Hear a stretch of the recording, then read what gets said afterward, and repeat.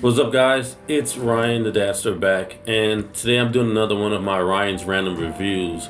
I just finished watching Regina King's directorial debut of One Night in Miami. If you've already seen it, you probably can just keep watching. We're going to cover a couple of things in the movie that I really enjoyed, and a couple of things that I thought could have been done better. If you haven't seen it yet, you go and check it out. It's on Amazon Prime right now. It may be available on some of the other streaming services. And if you're a history buff, if you're a cultural buff, check it out. It's worth it. It's very dialogue heavy, but the content and the context in which things are going on, you definitely will want to see this. You definitely don't want to mention this. Don't want to miss this movie. It's something I think that in today's current time in our society, in the climate of cultural racism and stereotypes and expectations, it's a good movie that we should watch. Even though this is a period piece set in the 60s, I believe, if I'm not mistaken, mid 60s. The date isn't quite given, but you can kind of pinpoint around the time frame when things are taking place. Now, the story is basically about an evening that included four black male individuals, prominent black male individuals: Malcolm X, Sam Cooke, Muhammad Ali, and Jim Brown. And if you aren't familiar with these, you have Malcolm X, civil rights leader, activist, devout Muslim, member of the Nation of Islam at the time. You have Muhammad Ali, a newly or transitioning Muslim, formerly known as Cassius Clay, and at the time also newly crowned heavyweight champion of the world in boxing. You also have Sam Cooke, who is an established R&B singer who's trying to, break the color barrier of creating a universal music style that all people, white and black, can enjoy. Then you also have Jim Brown, who at the time was a superstar in the NFL, breaking records for rushing. However, he played for the Cleveland Browns, so it's the Browns. And he was also a very outspoken civil rights activist at the time. So it was a meeting of these four basically giants in their area at the time in one night in a hotel room. Now, it's somewhat of it's based on a book. I can't recall the author's name. I will do the research and try to put that down below in the description. But it's kind of loosely what could have been discussed. It's not 100% accurate because no one quite knows what these four gentlemen spoke about at the time. We knew there were a couple of things that happened around the meeting, and it kind of filled in with some artistic liberty. They were able to fill in the story, and this is Miss King's, Regina King's, her vision of this story. So there's a lot of factual events that take place and incidents that are mentioned that are actually factual. There's photography and photos and eyewitness occurrences of this event, of the four gentlemen actually meeting. But there's a lot of things that just kind of there's a scene where Malcolm X basically has them all in the hotel room with them, and all he has to eat is ice cream, and it's only vanilla ice cream.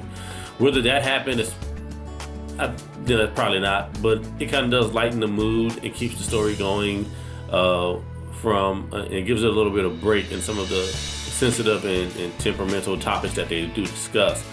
Basically, it starts off with kind of giving you an idea of each person, who they are. You see Jim Brown going back to a town where he grew up in and still dealing with racism. You see Muhammad Ali fighting in a ring, I believe against the Hammer, which if you're a history buff, you may know that, who he was. You see Sam Cooke performing, I believe, at the Cabana, which was at the time not the place where black people typically performed, and definitely we weren't allowed as guests. And then you also have Malcolm X, who was doing his own, clearly going through the period of time where he and the Nation of Islam were not at odds, but not seeing quite eye to eye on certain things, and he was beginning his drift away from the nation. And after, of course, they meet up after to celebrate Muhammad Ali's victory. And, of course, they looked at it, they thought it was going to be like a celebration. I'm talking about like a Diddy party. Like they were about to turn up that night. But, of course, Malcolm wanted to be a little bit low-key, relaxed, and just a place where he could discuss some things with the gentleman. And at the same time, he seems like he wanted to get Ali ready for the next step that he was taking in joining the nation. In the story at the time, he had not made his statement that he had changed, that he would change his name from Cassius Clay to Muhammad Ali, that he would be a member of the Nation of Islam. So none of this has taken place at this time in this story. So it seems like Malcolm wanted to kind of just make sure that he was, in the right state of mind, that he was prepared to do it. And I believe also he wanted to have Jim and Sam there because they're also celebrities to basically help him make sure that he's making the right decision, and if possible, maybe even have them support him in this decision. I believe that may have how the story is. I believe it's ultimately how I perceive it to be. Now, of course, there's a number of different things that take place throughout the entire story. There's arguments. There's them getting along, reminiscing over different things. There's a number of flashbacks that they kind of discuss. It kind of helps humanize the situation and kind of really like give life to their friendship. Now, the actors that portrayed these giants again, some of them I think did a great job at portraying the person that they were portraying. I mean, Leslie Odom did a phenomenal job, I believe, as Sam Cooke. I mean, of course, he has the vocals in the range to mimic Sam's sound, but I think the story also, he brought a different element to the story. He brought a lot of uncertainty, a lot of energy to the room where all these four legends were in.